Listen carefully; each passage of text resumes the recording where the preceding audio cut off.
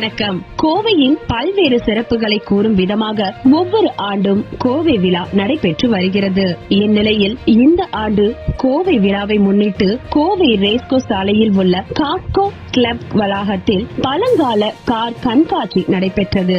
இந்த கண்காட்சியை மாநகர காவல் ஆணையர் பாலகிருஷ்ணன் துவங்கி வைத்தார். கண்காட்சியில் கோவை உட்பட பல்வேறு மாவட்டங்களை சேர்ந்தவர்கள் தங்களின் பழங்கால கார்களை காட்சிப்படுத்தினர்.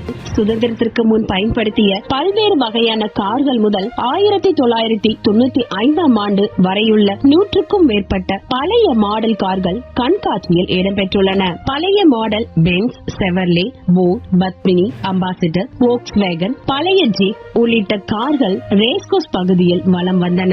திடீரென பழைய கார்கள் அணிவகுத்து சென்றதை பொதுமக்கள் ஆர்வமுடன் பார்வையிட்டனர். தொடர்ந்து பழங்கால கார்கள் பொதுமக்களின் பார்வைக்காக சில நாட்கள் கோவை லுலுமால் வளாகத்தில் வைக்கப்படும் என கோவை விழா ஒருங்கிணைப்பாளர்கள் தெரிவித்துள்ளனர். கோவை செய்தியாளர் ராஜ்குமார். செய்திகளை உடனுக்குடன் தெரிந்து கொள்ள சப்ஸ்கிரைப் செய்து எங்களுடன் இணைந்திருங்கள்.